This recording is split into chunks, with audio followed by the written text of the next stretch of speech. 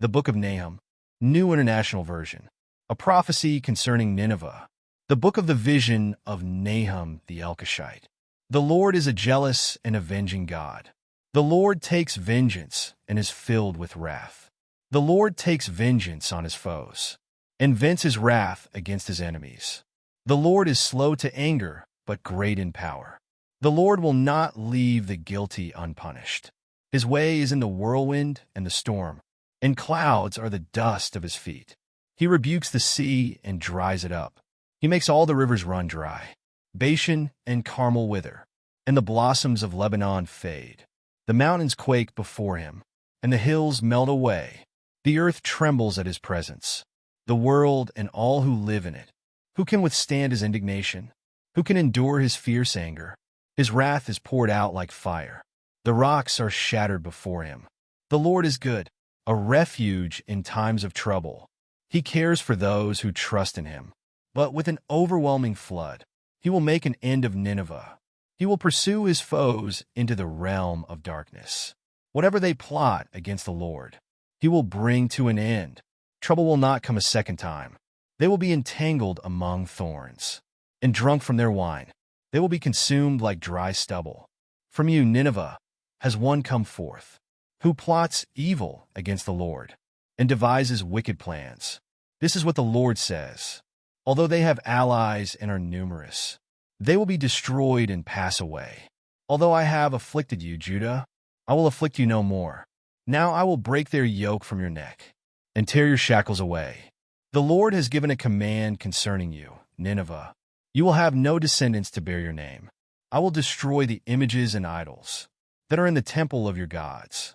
I will prepare your grave, for you are vile. Look, there on the mountains, the feet of one who brings good news, who proclaims peace. Celebrate your festivals, Judah, and fulfill your vows. No more will the wicked invade you. They will be completely destroyed. Nahum 2, New International Version. An attacker advances against you, Nineveh. Guard the fortress. Watch the road. Brace yourselves. Marshal all your strength. The Lord will restore the splendor of Jacob, like the splendor of Israel, though destroyers have laid them waste, and have ruined their vines. The shields of the soldiers are red. The warriors are clad in scarlet. The metal on the chariots flashes.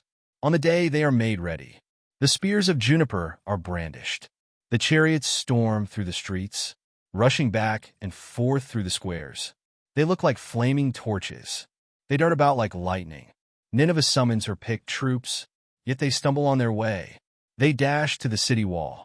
The protective shield is put in place. The river gates are thrown open, and the palace collapses. It is decreed that Nineveh be exiled and carried away. Her female slaves moan like doves and beat on their breasts. Nineveh is like a pool whose water is draining away. Stop, stop, they cry, but no one turns back. Plunder the silver, plunder the gold. The supply is endless, the wealth from all its treasures. She is pillaged, plundered, stripped. Hearts melt, knees give way, bodies tremble, every face grows pale. Where now is the lion's den, the place where they fed their young, where the lion and lioness went, and the cubs, with nothing to fear? The lion killed enough for his cubs, and strangled the prey for his mate, filling his lairs with the kill, and his dens with the prey. I am against you, declares the Lord Almighty. I will burn up your chariots in smoke, and the sword will devour your young lions. I will leave you no prey on the earth. The voices of your messengers will no longer be heard. Nahum 3, New International Version.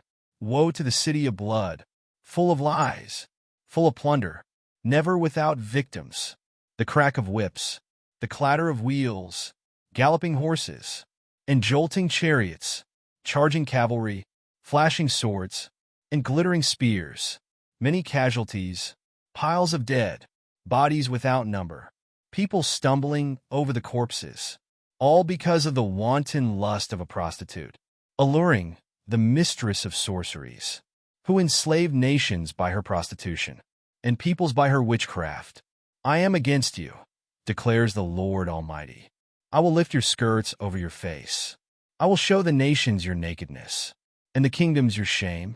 I will pelt you with filth. I will treat you with contempt, and make you a spectacle.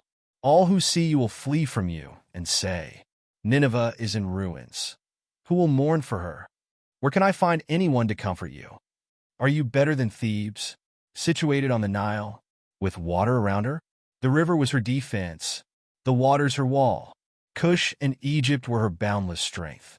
Put and Libya were among her allies.